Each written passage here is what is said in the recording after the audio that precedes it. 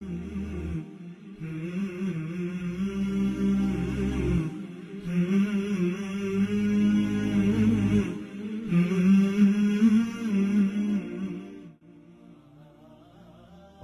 bir bəndini yaxşı görgənlikinin alameti. Şək şübhəsizki insan təbiətən özüge yaxşılıq qılğan kişilərini, əxlaqı güzel adamlarını və təqvadırlarını yaxşı görüdü. Şundaqla kişi öz ayal balalarını bək yaxşı görüdü.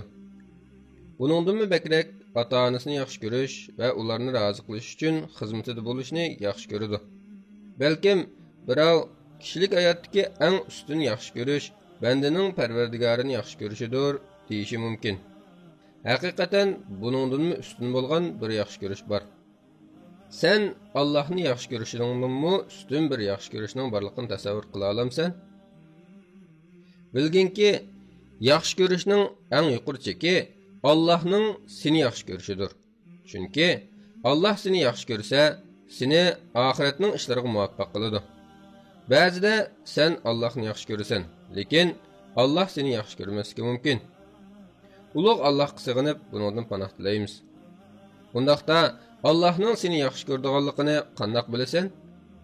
Tövəndə Allohning izni bilan buningga qisqacha javob beramiz. Shaksizki, Alloh taolo bir bandani yaxshi ko'rsa, uni do'zaxdan saqlaydi va jannatga kirgizadi. Anas radhiyallohu anhu rivoyat qilib bundoq degan: Bir kichik bola yo'l ustida turadi. Dal shu chaqda payg'ambar sallallohu alayhi vasallam bir munch sahobalari bilan bu yo'ldan o'tib qoldi. U bolaning onasi bu alomatni ko'rib, bolasining dasilib ketishidan qo'rqib, yugurib kelib, bolasini ko'tarib oldi va "Bolam" deb ketdi. Shuning bilan sahobalar: "Ey Rasululloh, bu ayol bolasini o'tqa tashlamdi" degan edi. Payg'ambar sallallohu alayhi vasallam: "Yo'q, tashlamaydi. Allohmi o'zining yaxshi ko'rgan bandasini do'zaxga tashlamaydi" dedi. Demak, Alloh taolaning yaxshi ko'rishiga noil bo'lish banda uchun eng yuksak g'oya nishondir. Chunki Alloh bizlarni yaxshi ko'rsa, bizni jannatga kirgizadi va do'zaxdan saqlaydi. Ko'plagan xizmatchilar borki, boshliqlarni rozi qilish uchun o'z xizmatlarida qattiq tirishib ishlaydi. Sen ularning darajasining yoki maoshining o'sishini orzu qilib, boshliqlarining o'zlaridan rozi bo'lganligini bilishga bak hirisman ekanligini ko'rasan. Kunimizda birarimiz o'zimizdan Alloh meni yaxshi ko'ramdi degan savol so'rab baqdiqmi? Shundoq, sen Allohni yaxshi ko'rasan. Hamma musulmon mush so'zni aytadi. Hech bir musulmon men Allohni yaxshi ko'rmayman deyishga jur'at qila olmaydi. Lekin Allohning bandasini yaxshi ko'rganligining alomatlari qaysilar? Allohning bizni yaxshi ko'rganligini qanday bilamiz? Alloh taolaning mo'min bandasini yaxshi ko'rganligining birinchi alomati uni iymon aytish va diyonatli bo'lishga muvaffaq qilganligidir. Ibn Mas'ud radhiyallohu anhu mundoq degan: Shaksizki, Alloh taolo aranglarda rizqinglarni taqsim qilgandek, axloqinglarni ham taqsim qildi. Alloh taolo mol dunyoni o'zi yaxshi ko'rgan bandasiga ham beradi, yaxshi ko'rmagan bandasiga ham beradi. Iymonni bo'lsa, faqat yaxshi ko'rgan bandasiga beradi. Demak, mol dunyoning ko'p bo'lishi Alloh taoloning bandani yaxshi ko'rganligining alomati emas. Necha milliard iqtisodning egisi bo'lgan kafirlarni, dinsizlarni ko'ryapmizmi? Buningdan ko'rilishga bo'ladiki, Alloh taolo mol dunyoni hamma bandasiga beradi, lekin iymondan iborat bu katta ne'matni faqat yaxshi ko'rgan bandasiga beradi. Demak, Alloh taoloning seni yaxshi ko'rganligining birinchi alomati Alloh taoloning seni mu'min qilganligi, kafir qilmaganligidir. Shuning uchun sen o'zingni solihlarning yo'lida mangan, ularning yo'lini ching tutgan, ular bilan hamsuhbat bo'lishni yaxshi ko'rgan va ularning amalidek amal qilgan holatni ko'rsang, bilginki Alloh taolo sana haq yo'lni ko'rsatganligi bilan yaxshi ko'rdi ekan. Shunga bu yo'lni ching tutgan va uningga qattiq amal qilgan. Agar o'zingni buning aksiga ko'rsang, bilginki sen baxtsizsan va jahannam sari menotibsan. Alloh taologa sig'inib, bundan panoh tilaymiz. Alloh taoloning mo'min bandasini yaxshi ko'rganligining ikkinchi alomati uni dunyoning fitnalaridan va quruq arzu shahvatlaridan saqlab qolganligidir. Demak, baxtli kishi fitnalardan yiroq bo'lishga muvaffaq qilingan kishidir. Mahmud ibn Labid rivoyat qiladi-ki, payg'ambar sallallohu alayhi vasallam mundaq degan: Shaksizki, Alloh taolo mu'min bandasini xuddi sizlar oranglardagi kasal kishini uning ziyon qilishidan qo'rqib, ba'zi yemak-ichmakliklarni bermay asragandek asraydi, himoya qiladi. Halbuki Alloh uni yaxshi ko'radi. Tirmizining rivoyatida payg'ambar sallallohu alayhi vasallam mundaq degan: Agar Alloh taolo bir bandani yaxshi ko'rsa, xuddi biringlar bemor kishini suvdan faraz tutqizgandek dunyodan faraz tutqizib asraydi. Bu hargizmi Alloh taolo yaxshi ko'rgan bandasini kambag'al qilib qo'ydi, yomon ko'rgan bandasini boy qilib qo'ydi deganlik emas. Lekin buningdan ko'z tutilgani Alloh taolo uni dunyoning shahvatlariga esilishdan saqlaydi va uning qalbini dunyo bilan bo'lib ketib, oxiratni unutib qolmasligi uchun dunyoni yaxshi ko'rishdan va dunyoga berilib ketishdan oxiratni yaxshi ko'rishga buritadi deganlikdir. Misol tariqasida hashamatlik uy-joy, sayli sayohat va quruq arzu havaslarini qondirish uchun 100 minglab pul xarjlaydigan kishilarning holiga qarab boqayli. U kishi bu qilmishlardan suyunadi, lekin u faqir miskinlar, muhtojlar va mujohidlar uchun 100 riyal pul xarjlab qolsa, yuragining pushlanganligini va qattiq o'ksinganligini ko'ramiz. Nima uchun? Chunki uning eng chong g'ami oxirat emas, bu dunyodir. Shunga u fani dunyoni yaxshi ko'rib, oxiratni unutdi. Bir kishi payg'ambar sallallohu alayhi vasallamning yoniga kelib, "Ey Allohning payg'ambari, menga agar qilsam meni Allohmi yaxshi ko'radigan, insonlarmi yaxshi ko'radigan bir amalni ko'rsatib qo'yislar" degan edi. Payg'ambar sallallohu alayhi vasallam: "Dunyodan zohid bo'lgin, ya'ni dunyoni do'st tutmag'in. Shundala Alloh seni yaxshi ko'radi va kishilarning qo'llaridagi narsadan zohid bo'lgin, ya'ni tama qilmag'in. Shundala kishilar seni yaxshi ko'radi" dedi. Demak, zohidlik degan dunyo sening qalbingda bo'lmay, qo'lingda bo'lishidir. Alloh taolaning mo'min bandasini yaxshi ko'rganligining 3-alomati u bandaning qo'pollikni tark etib, muloyimlik va bag'ri yumshoqlikqa muvaffaq qilinganligidir. Jabir radhiyallohu anhu rivoyat qiladi-ki, payg'ambar sallallohu alayhi vasallam mundaq degan: Shaksizki, Alloh taolo bir oiladagi kishilarni yaxshi ko'rsa, ularga muloyimlikni ato qiladi. Yana bir hadisda payg'ambar sallallohu alayhi vasallam mundaq degan: Shaksizki, Alloh taolo hamma ishlarda muloyim bo'lishni yaxshi ko'radi.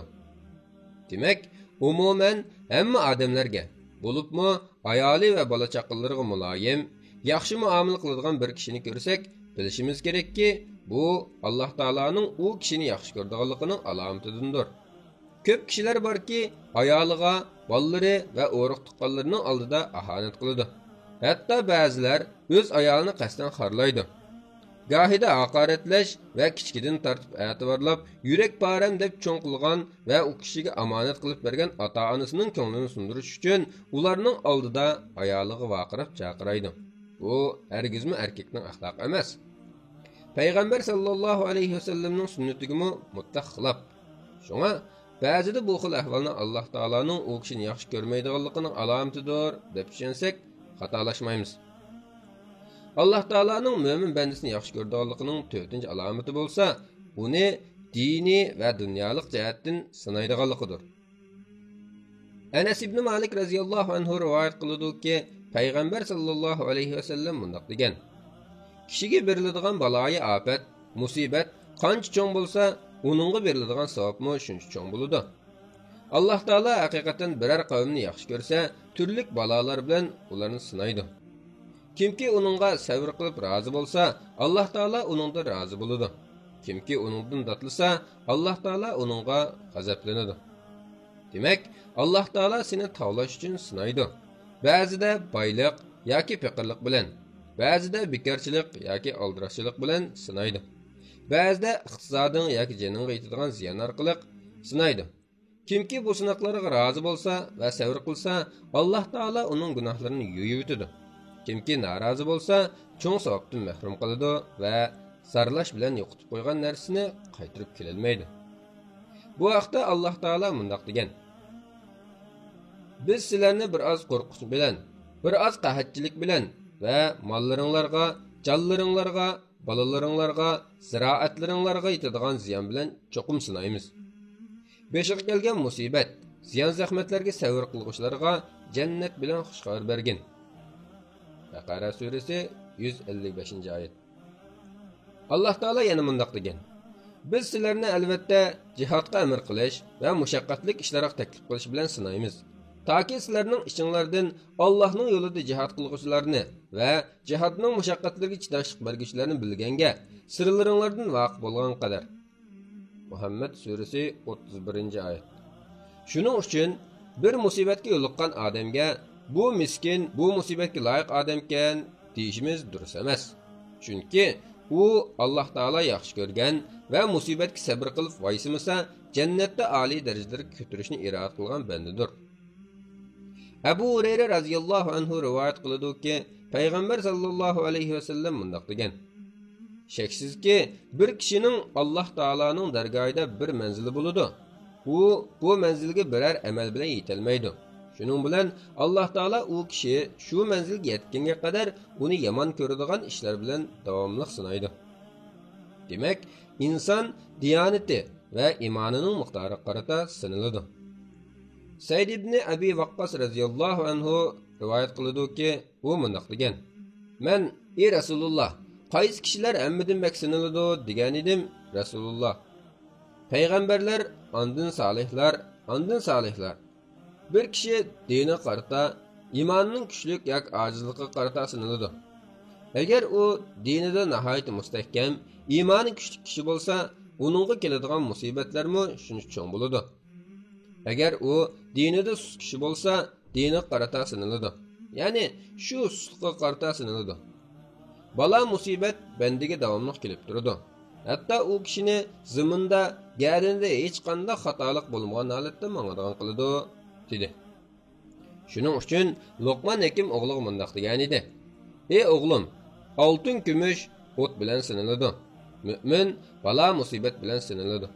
Alloh taoloning mu'min bandasini yaxshi ko'rganligining 5-alomati Alloh bandining qilgan gunohining jazosini bu dunyoda beradi, oxiratga kechiktirmaydi. Abdullah ibn Mughaffal radhiyallohu anhu da rivoyat qilinishicha, bir kishi jahiliyat davrida fohishilik qiladigan bir ayolga uchrab qolib, uningga qanot so'rashga boshladi. Hatto qo'lini uningga so'zdi. Shuning bilan u ayol Alloh taolo shirkni yo'q qilib, islomni keltirdi degan edi, uni tashlab orqasiga yenib ketdi. Bir ozdan keyin yana u ayolga qarash uchun orqasiga burilgan edi, uduldagi bir tomga usib oldi. Shuning bilan bo'lib o'tganlarni payg'ambar sallallohu alayhi vasallamga xabar qilgan edi. Rasul akram sallallohu alayhi vasallam mundaq dedi: sen Alloh yaxshilikni iroda qilgan bandikansan. Agar Alloh bir bandiga yaxshilikni iroda qilsa, uningga qilgan gunohining jazosini bu dunyoda beradi. Agar bir bandiga yomonlikni iroda qilsa, qilgan gunohlariga qarata jazolashga oldirmaydi. Hatto qiyomat kuni Allohning huzuriga gunohlarini yutgunicha eshakdek chiqadi. Shuning uchun Alloh gunoh ma'siyatdan qo'l uzmaydigan bir bandasiga u yaxshi ko'radigan narsani bergan bo'lsa, unutmasinki, bu muhlat berishdir. Hargizmi Allohning u bandasini yaxshi ko'rganligining alomati emasdir. Buning dalili Uqba ibn Amir radhiyallohu anhu rivoyat qilgan hadisda payg'ambar sallallohu alayhi vasallam mundaq degan: agar Allohning bandiga u gunoh ma'siyat qilib tursimi, yaxshi ko'rgan narsani berganligini ko'rsang, shaksizki u muhlat berishdir. Ondan payg'ambar sallallohu alayhi vasallam bu oyatni o'qidi. Ular o'zlariga qilingan nasihatni unutgan chaqda ularga sinash yuzidan farovonlikning hamma eshiklarini ochib etdik. Ular toki o'zlariga berilgan ne'matlardan xushal-xuram turganda ularni ushtumtib jazoladik. Ular hasratda qoldi. An'am surasi 44-oyat. Bu hargizmi banda Rabbidan o'ziga tegishli jazoni bu dunyoda berishni so'rasin deganlik emas. Chunki musulmonning har vaqt Allohdan salomatlik so'rashi, balo qazo va azob uqubatdan panoh tilishi talab qilinadi. Anas ibn Malik radhiyallohu anhu rivoyat qilgan hadisda mundaq kelgan: haqiqatan payg'ambar sallallohu alayhi vasallam bir musulmon kishini yo'qlab bordi. U kishi ojizlab, bochqiga o'xshab qolgan bo'lib, payg'ambar sallallohu alayhi vasallam u kishiga: Sen Allah'tan yaman ko'riladigan biror ishni so'rab duo qilganmiding yoki Allohdan mushu sen mubtalo bo'lgan bu ahvolni tilaganmiding deb so'ragan edi u kishi. Shundoq men ey Alloh, meni oxiratda tortmoqchi bo'lgan jazoyingni menga bu dunyoda bergin deydim dedi. Payg'ambar sallallohu alayhi vasallam subhanalloh, sen uningga taqat qila olmaysan dedi. Yani bir rivoyatda bunday kelgan. Sen Allohning azobiga taqat qila olmaysan.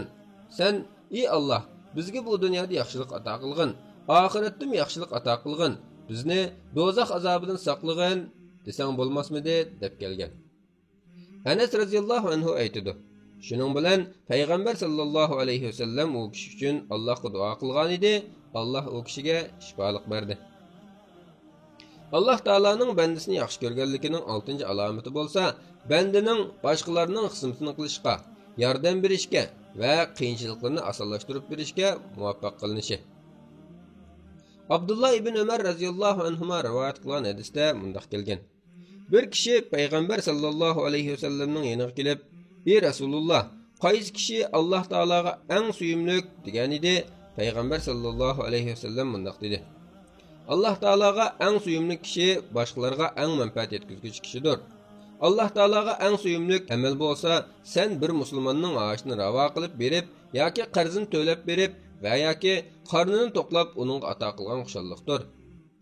Albatta, bir kishining osh uchun mingishim men uchun bu masjidda, ya'ni Madinadagi payg'ambar masjidida bir oy itkob o'ltirganimdan yaxshiroqdir. Kimki ochchiqni chiqarishga qodir turug'liq ochchig'ini yutsa, Alloh taolo qiyomat kuni uning qalbini roziqqa to'ldiradi. Kimki qarindishi bilan uning hojatini deb mangsa va hojatini ado qilib bersa, Alloh taolo qadamlar teyilib ketadigan kunda uning ikki qadamini mustahkam qiladi. Alloh taoloning bandani yaxshi ko'rganligining 7-alomati bo'lsa, uni go'zal axloqqa muvaffaq qilganligidir. Osama ibn Sharik radhiyallohu anhu rivoyat qiladi-ki, u mundaq degan: Biz payg'ambar sallallohu alayhi vasallamning yonida o'ltirdik. Hech qaysimiz gap qilmay, og'zimizni tashlab olgan edik.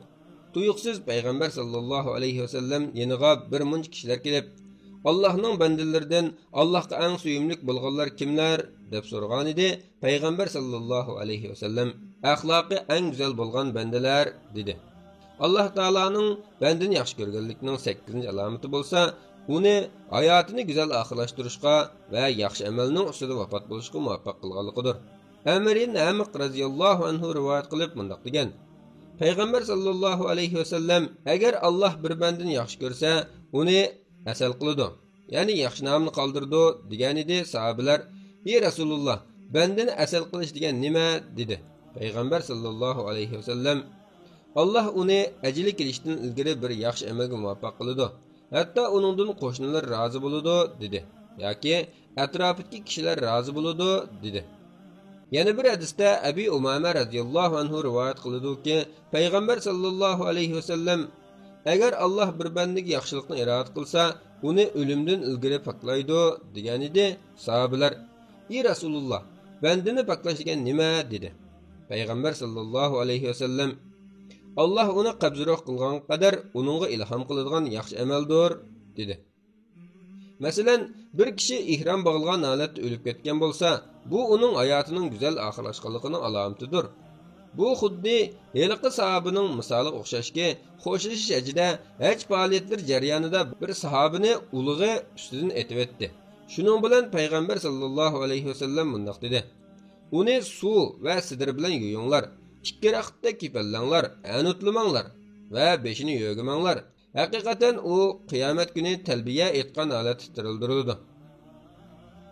Shaksizki, shariatning egisi, hikmat bilan ish qiluvchi Alloh taolo hayotning go'zal oxirlashganligini bildiradigan ro'shan alomatlarni belgilab berdi. Bular orqali bandaning hayotining go'zal oxirlashganligini bilgili bo'ladi. Alloh taolodan bizni ulardan mahrum qilmaslikni so'raymiz. Kimki bu alomatlarning birisi topilgan holatda vafot bo'lib ketgan bo'lsa, bu uning uchun xushbishorat hisoblanadi. Bularning qatoridan bandaning peshonasi terlagan holda vafot bo'lishi. Buning ma'nosi shuki, u bandaning ba'zi gunohlari bo'lsa, uni gunohlardan poklash yoki darajasini yuqori qilish uchun sakratlik vaqtida qattiq alam tortqiziladi. Shuning bilan uning peshonasi terlaydi. Burayda radhiyallohu anhu rivoyat qildi-ki, payg'ambar sallallohu alayhi vasallam bundaq degan: Mümin peshonasi terlab vafot bo'ladi. Ularning qatorida yana bandining dunyodan ketish oldidagi oxirgi so'zi la ilaha illalloh deb guvohlik berishi. Muaz ibn Jabal radhiyallohu anhu rivoyat qildi-ki, payg'ambar sallallohu alayhi vasallam bundaq degan: Kimning eng oxirgi so'zi la ilaha illalloh bo'lsa, jannatga kiradi. Ularning qatorida yana bir kishining Alloh yo'lida shahid bo'lgan holda o'lib ketishidir. Shaksizki, bu ummatning shahidlari bek ko'pdir. Ammo faqat urush maydonlarida o'lib ketganlarla shahid emas. Ya'ni kimki Allohdan rostchilik bilan shahidlikni so'rasa, Alloh u kishini garchi u ko'rpusida o'lib ketgan taqdirdami, shahidlarning manzillariga yetkazadi. Payg'ambar sallallohu alayhi vasallam bundaq degan: Kimki Allohdan rostchilik bilan shahidlikni so'rasa, Alloh u kishini garchi u ko'rpusida o'lib ketgan taqdirdami, shahidlarning manzillariga yetkazadi. Alloh taolaning mu'min bandalarga ato qilgan fazilatlarining jumlasida yana ularga yetgan ba'zi musibatlar orqali ularni shahidlarning darajasiga ko'tarishidir. Bu mu'min musibatlarni orzu qilsin deganlik emas, balki Alloh taoladan salomat qilishni so'rash kerak. Mubtilo bo'lg'uchini shahidlarning darajasiga yetkazgan eng og'ir musibatlar melini, yuz obro'yini, dinini va jinini qo'g'dash bilan o'lib ketgan kishi shahiddir. Said ibn Zayd radhiyallohu anhu rivoyat qildi-ki, payg'ambar sallallohu alayhi vasallam bundaq degan: Kimki melini qo'g'digan holatda o'ldirilgan bo'lsa, u shahiddir. Kimki ahlini qo'g'digan holatda o'ldirilgan bo'lsa, u shahiddir. Kimki dinini qo'g'digan holatda o'ldirilgan bo'lsa, u shahiddir. Kimki jinini qo'g'digan holatda o'ldirilgan bo'lsa, u shahiddir. Bu ummatning ichidagi shahidlarning qatorida yana vabo kasali bilan o'lgan, suvda g'arq bo'lib o'lgan, qo'rsoq og'riq sababida o'lgan, o'tda kuyib o'lgan va tug'ut yoki nifos jarayonida o'lib ketgan ayol qatorliqlarmi shahiddir. Rashid ibn Ubaysh radhiyallohu anhu shunday rivoyat qildi: Payg'ambar sallallohu alayhi vasallam Ubada ibn Samit kasal bo'lib qolganda uni yo'qlab kirdi. Ondan ummatimdan kimlarning shahid ekanligini bilamsizlar degan edi, so'rinliklar gap qilmadi. Shuning bilan Ubada meni yo'gab qo'yinglar degan edi, ular uni yo'gab qo'ydi. Ondan u: "Ey Rasululloh, sabr qilg'uchi, savob umid qilg'uchi shahiddir" dedi. Shuning bilan payg'ambar sallallohu alayhi vasallam: "Undaq bo'lsa, ummatimning shahidlari az bo'lib qoladi. Alloh yo'lida o'ltirilish shahidlikdir. Vabo kasalida o'lish shahidlikdir. Suv g'arq bo'lib ketish shahidlikdir. Qo'rsoq og'riqi, ya'ni og'riqda o'lib ketish shahidlikdir. Nifosdor ayollarni bolasi yo'k bilan jannatga so'raydi. O't kuyib ketish va kalkunga g'arq bo'lib ketish, ya'ni shu holat o'lib ketish ham shahidlikdir" dedi. Imom Ahmad rivoyat qilgan. Yana bir rivoyatda payg'ambar sallallohu alayhi vasallam tambe so'lib o'lib ketgan kishini tilga oldi. Payg'ambar sallallohu alayhi vasallam bundaq degan: Tambe so'lib o'lib ketgan kishi shahiddir. Shuningdek yana sil kasali bilan o'lib ketgan kishimi shahiddir. Bu ko'krak kasalliklarining biri. Payg'ambar sallallohu alayhi vasallam bundaq degan: Sil, ya'ni tuberkulyoz kasalligida o'lib ketish shahidlikdir. Yuqorida so'zlangan ahvollar va musibatlarning hammasini Alloh bandalari uchun shahidlikni o'rnat qildi va go'zal xotimaning alomatlaridan qildi. Agar Allohning seni yaxshi ko'rishini iroda qilsang, payg'ambar sallallohu alayhi vasallamning sunnatiga ergashgin. Chunki Alloh taolo bundaq degan: Ey Muhammad, ularga aytqinki, agar sizlar Allohni do'st tutsanglar, menga ergashinglar. Alloh sizlarni do'st tutadi. O'tgangi gunohlaringlarni mag'firat qiladi. Allah nihayet mag'firat qiluvchidir, nihayet mehribondir. Ali İmran surasi 31-oyat. Agar Allohning seni yaxshi ko'rishini xohlasang, solihlar bilan hamsuhbat bo'lgin va ularni ziyorat qilib turgin. Muaz ibn Jabal radhiyallohu anhu mundaq degan: Men payg'ambar sallallohu alayhi vasallamning mundaq deganligini anglagan edim. Alloh taolo mening muhabbatimni deb do'stlashgan, meni deb birga o'ltirishgan, meni deb ziyorat qilishgan va meni deb o'zaro bir narsadan berishgan kishilarga mening muhabbatimni tegishli bo'ldi deydi. Abu Bakr radhiyallohu anhu rivoyat qildi-ki, payg'ambar sallallohu alayhi vasallam mundaq degan: Bir kishi boshqa bir yurtga diniy qarinishini yo'qlab mangdi. Alloh taolo uning yo'liga bir farishtani qo'ydi. U kishi menib farishtaning qashiga kelganda farishta: "Qayerga mangding?" deb so'radi. U kishi: "Bu yurtdagi bir qarinishimni yo'qlab kelay deb mangdim" dedi. Farishta: "Sening u kishiga qilgan qandaqdir bir yaxshiliging bo'lib, uning badaliga naf erish niyatidamisan?" dedi. U kishi: "Yo'q, Mening uni faqat Alloh taolo uchun yaxshi ko'rishdan boshqa niyatim yo'q, dedi. Farishta, men Alloh taoloning sen avatgan elchisi. Haqiqatan Alloh taolo seni sen qarinishingni yaxshi ko'rgandek yaxshi ko'rdi, dedi. Agar Alloh taoloning seni yaxshi ko'rishini istasang, Alloh taolo farz qilgan amallarni to'liq o'rindig'in va namoz, roza, sadiqa, Qur'on o'qish va uningdan boshqa barliq nafl amallarni ko'p qilgin. Abu Hurayra radhiyallohu anhu rivoyat qiladi-ki, Payg'ambar sallallohu alayhi va sallam Alloh taolo mundaq deydi: Kimki mening yaxshi bandamni dushman tutadi ekan, bilib qo'ysinki, men uningga urush ochaman. Men bandamning uning ustiga farz qilib bekitgan ibodatlarimni ado qilish orqali menga yaqinlashishini bak yoqtiraman. Bandam nafl ibodatlar orqali menga yaqinlashaversa, uni yaxshi ko'rib qolaman. Men uni yaxshi ko'rib qolgan chaqda uningga anglaydigan quloqi, ko'radigan ko'zi, tutadigan qo'li va mangadigan puti bo'lib qolaman. Agar u so'rasa, so'rg'imni cho'qim beraman. Agar u meningdan panoh tilasa, uningga cho'qim panoh bo'laman. Undaqda nafl ibodatlarni ko'p qilishimiz uchun nafl ibodatlarni yaxshi ko'rishning yo'li qanday bo'ladi? Amallarning fazilatlari haqida kelgan qiziqtirish va qo'rqitish haqidagi hadislarni o'qigan. Chunki kimki amallarning savobini bilsa, u amallarni qilish uning yengil bilinadi va yaxshi ko'radi. Kimki amallarning savobini bilmasa, ularni qilish uning og'ir tuyuladi. Sizlar namozning har bir rakatida sura Ixlosni o'qiydigan eliq sahoba haqida o'qimadinglarmi? Payg'ambar sallallohu alayhi vasallam uningdan buning sababini so'raganda, u o'zining bu surani yaxshi ko'rganligini aytgan. Shuning bilan Payg'ambar sallallohu alayhi vasallam uningga xabar beringlarki, Alloh uni haqiqatan yaxshi ko'radi degan. Yuqorida so'zlanganlar bir qism alomatlardir. Alloh taoladan bizni o'zining yaxshi ko'rishiga yetkazishni so'rayman. Ey Alloh, bizni o'zingning yaxshi ko'rishiga yetkazgin. Bizga sening yaxshi ko'rishingni va sening yaxshi ko'rishingga yetkazgan amallarni rizq qilib bergin. Ey Alloh, sendan sening roziligingni va jannatingni so'rayman. Sana sığınıp sening g'azabingdan va do'zaxingdan panoh tilaymiz. Ulug' Alloh meni va sizlarni haq so'zni anglab, uning eng yaxshisiga erishadiganlardan qilsin.